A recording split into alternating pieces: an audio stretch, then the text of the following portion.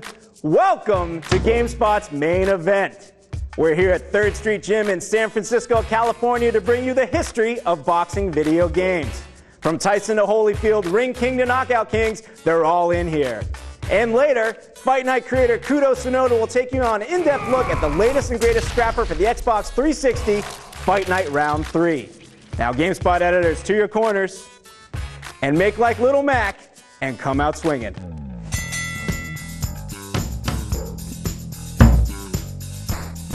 Well, boxing for Atari 2600 was probably the first boxing video game ever. It's hard to even call them boxing games. I mean, those games back then were just like, groupings of pixels that they extended, a little bit and struck each other. I can't ever believe we ever thought that, wow, this is really great boxing action, because, that's stupid. It wasn't until the Nintendo Entertainment System came around that we really first saw games that had not only some of the fighters that we knew in the ring, but also some of the technique that they use in real life.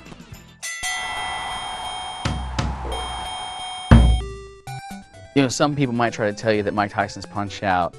Isn't an important boxing game in the history of boxing games, but really what it did was it actually kind of introduced everybody to a boxing video game that you didn't have to like boxing to love.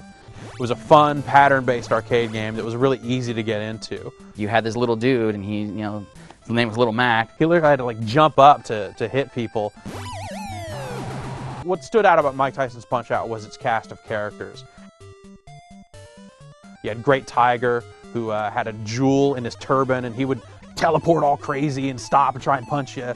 Bald Bull, who's kind of the iconic, lead character for the whole Punch-Out! Series. So the other big deal about Mike Tyson's Punch-Out! Is, of course, it had Mike Tyson in it as the game's final fighter. And he basically served as the boss for the whole game, and rightfully so, because Mike was a bad dude, man. Like, you saw him come out of the ring and you were terrified. Just like probably everybody else who faced Tyson in 1989. You didn't beat Mike Tyson the first time you got to him. You were like, what? That was like a 4-second fight the first time you got there. But you could eventually beat Mike Tyson, something DJ Jazzy Jeff and the Fresh Prince were never able to do.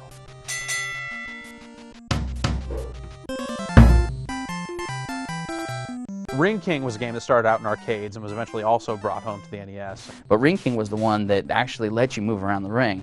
But your movement was really kind of relative to the other fighter, so you could circle around the other fighter and kind of move in and out, and that let you play some range games where you could be able to walk in, throw a punch, and get out. But it did have, the light, quick punches, then the heavy blows that would, even sometimes knock the guy across the ring. So Ring King had a lot of style to it. Like, everybody had an afro. I don't care what race you were, you had an afro. Ring King was just kind of crazy all around. Between rounds, it had these little animations with guys in the corner kind of helping you out. And they'd be like doing something, and you could, what? What's happening there? What? So yeah, so we get a dude on the phone, Data East, explain what that is exactly. That'd be awesome. Ring King. Yeah, I think that was one of those games that we played, and it was just like, not a lot of good mechanics in there for us to draw, and I think that was one of the ones that was more of like, it gave us lots of good things to not do as opposed to stuff we're trying to get into Fight Night.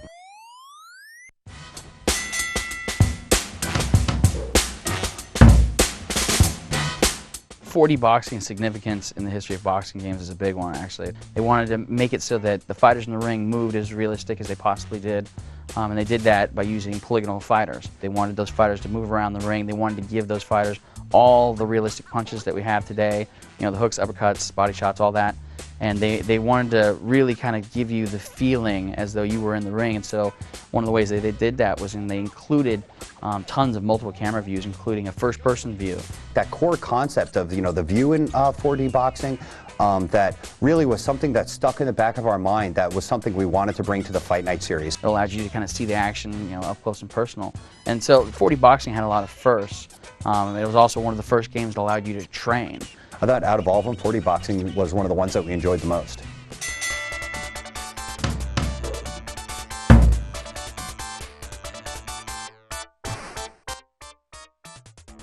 On the Sega Genesis, coming into the 16-bit era of gaming, there were a ton of boxing games. Of course, there was none that was more notable than Evander Holyfield's Real Deal Boxing. The thing that they added was, though, that you actually could, you could duck, you could, raise your torso. The thing that Evander Holyfield kind of set the standard for was all the stuff that kind of came in around before the fights and after the fights, specifically the training. Evander Holyfield was one of the first that stood out, and one of the ones that would certainly be mimicked by a lot of different titles for years to come. Champions Forever, the TurboGrafx-16, probably one of my all-time favorite games. First off, you've got the presentation. The game starts up and you've got that rockin' beat. You know, box, how hard can you hit? Ding ding. Box, how hard can you hit? You know, it's like, that song all by itself is like, I'm sold. But then you get in the game and you could pick, 3 generic fighters to play as that you could actually take through a career. And that was the most exciting thing. It was the first time that you ever got a fighter in the ring for money. In Champions Forever, you didn't win the title and then game over, roll the credits. It was you won the title, and just like in real life, then you had to defend it.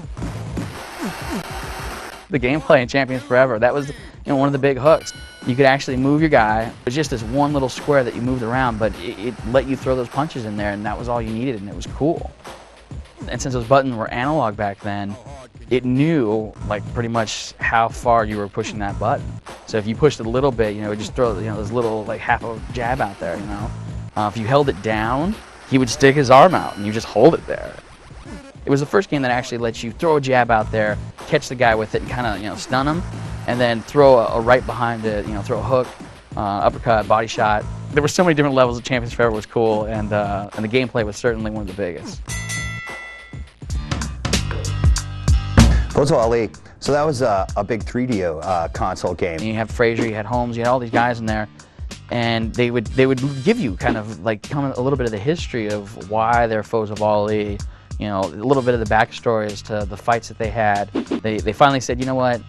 There's an experience with boxing that is on so many different levels. Let's try to do it. Let's try to give it to them. So one of the ways that they did it specifically was they gave you a view. They gave you tons of different camera views. One of them was straight like broadcast, along with the announcing of a true announcer. And that was, it was like, what? It was like, what? Their first-person mode even went a step further, and it had all kinds of crazy stuff, like you'd see your hands and you'd throw those punches, and not only that, but when you would catch your opponent, and you catch him with a good punch, you could see the damage on his face. You could see it actually physically there. Foes of Ali really did come closer to being as realistic of a simulation of the sport of boxing than any other game had come at that point, and it was one that certainly would last for a while and would be something that all the games that we're playing today drew on.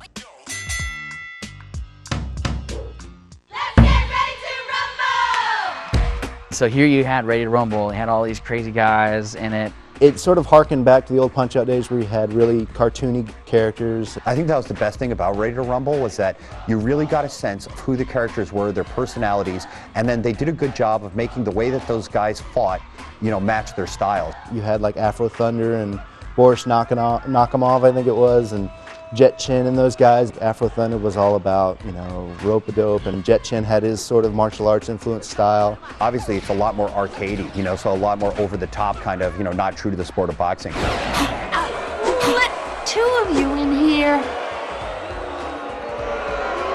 Out of everything, something we drew from Ready to Rumble was the importance of defining those characters and having the characters match their styles. The way it did the motion where you could actually move around and guard and do it like you do in Fight Night today. That was the first time I think people had looked at it and saw that you could do something with that analog controller other than just moving your guy around the ring. And it gave you that motion, you could really stick and move, and you could move out of the way, and you could guard, and you could do a lot of things in that game that you just didn't have the control to do in other games before it.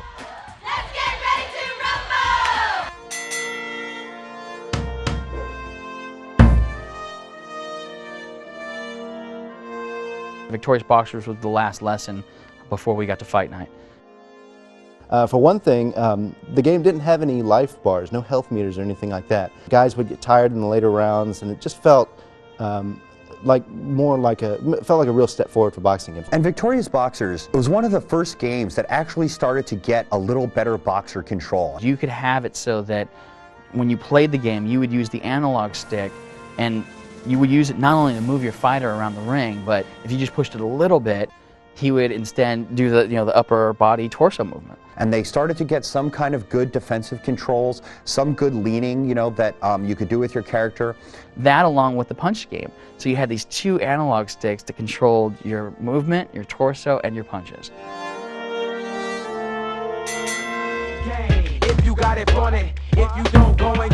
Knockout Kings was the series that took real boxers and put them in the game.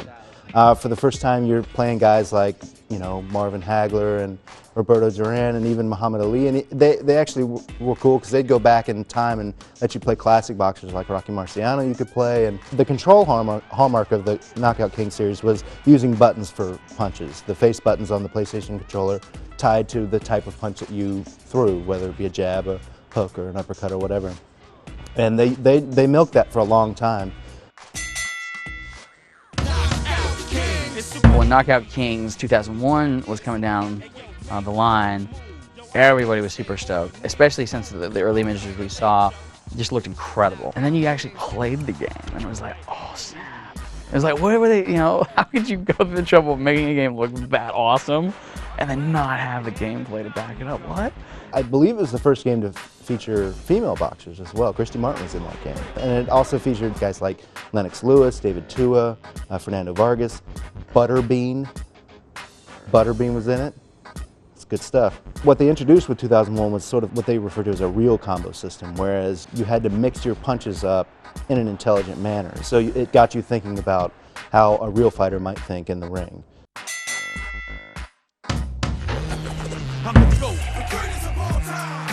The next one, that's the funny thing, is then you go into 2002, right?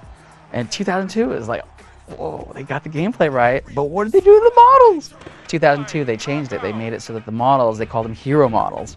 And these hero models, they look like super versions of these fighters, right? Like, they had Trinidad in it, and he had this huge chest and these big old arms. And they tried to improve positioning with your body as well. If you move just a bit back, your boxer would back up. If you moved it just a bit forward, he might duck. That was a definite move towards giving you more control and making the game feel more realistic than ever before.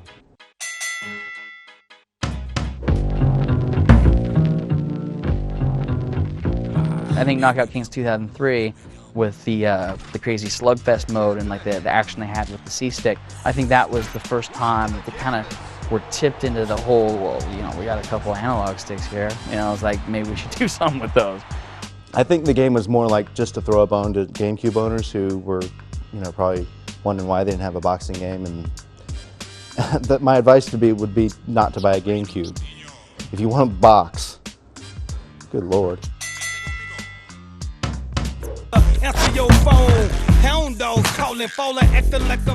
Fight Night 2004, obviously, a huge step up from any other boxing game with our total punch control system, using the analog sticks for great control over your characters. And it allowed you to throw those punches and really get into the game. We knew right away that, hey, we need to give you some better ability to control your fist, better ability for quick defense in the game. Left stick is movement, holding a trigger, upper body control. Right stick is punches, holding a trigger, and all of a sudden you've got total blocking control. And it's like, that was what everybody wanted for so long with these games, is to lose that barrier and be able to feel like you're doing it, and that was what that control scheme did.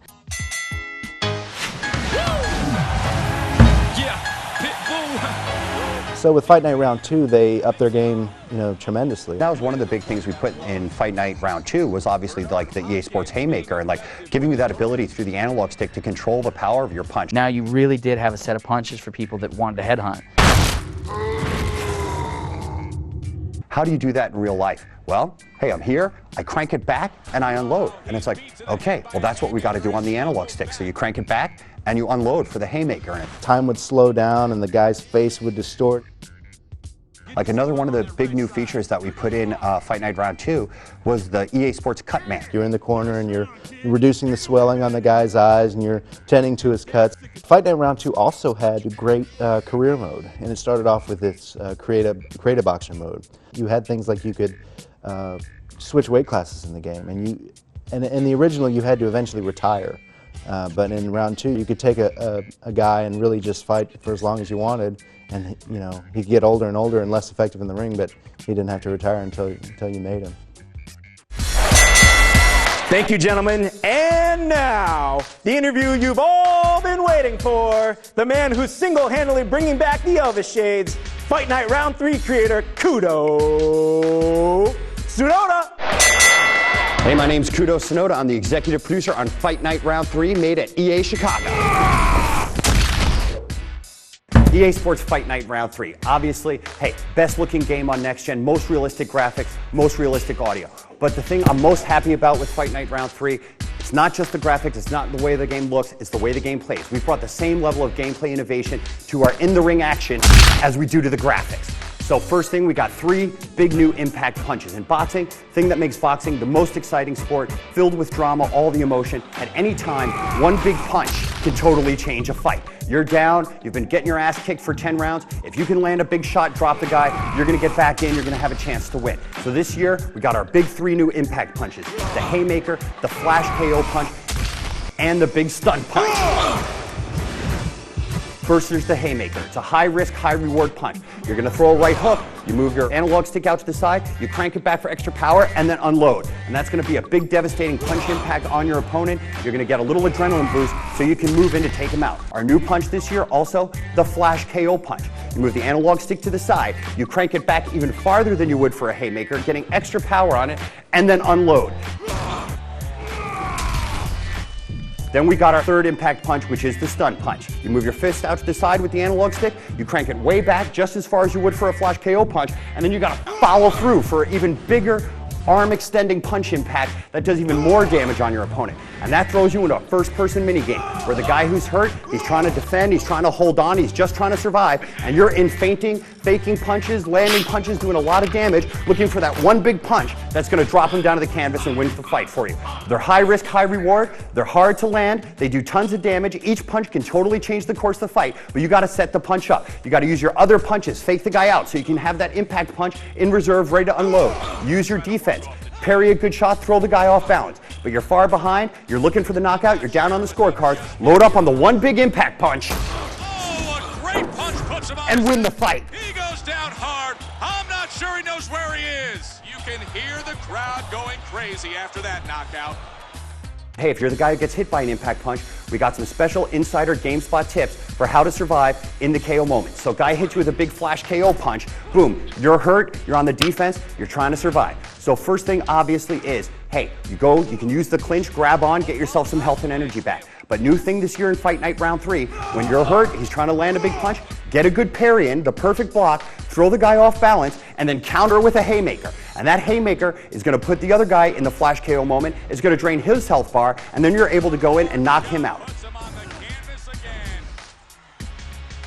This year now, you're able to customize your own style so you can make the way that your fighter fights, the way your fighter moves, exactly the way that matches the tactics you want to use in the ring. You can choose from a whole set of different movement styles. You can get, hey, a really quick speed style. You can also choose different punch styles. You can get the big Joe Frazier hooks. You can get the Jermaine Taylor jab. Any of those types of things you can customize your fighter with so that you can fight exactly the way that you want in the ring. This year you can have, hey, like a cross block. Very basic block, gives you a lot of protection, but doesn't give you as many opportunities to counterpunch. Then we've got the Philly shell, a little more advanced defensive style. It doesn't give you as much protection, but if you're able to do the blocks, you get longer parry times, gives you better opportunity to counterpunch. Then we've got a balance blocking style, kind of in between. You're not that good at blocking, but still you want to try and use the parries. Hey, you've got the nice parry style, a little more balanced blocking, good parries, good opportunities to counterpunch. Obviously, the new Xbox 360 technology, there's features we're able to put into Fight Night Round 3 on next gen that we can't get into current gen. So 2 big ones. First, the EA Super Punch.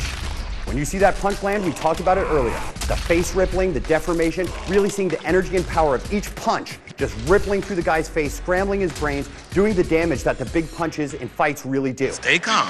Keep your guard up.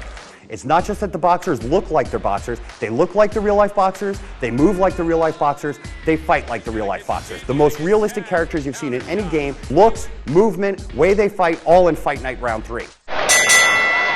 We hope you've enjoyed GameSpot's look at the history of boxing video games from the 8-bit days to the next-gen era. From 3rd Street Gym in San Francisco, California, I'm Rich Gallup, and we'll see you next time.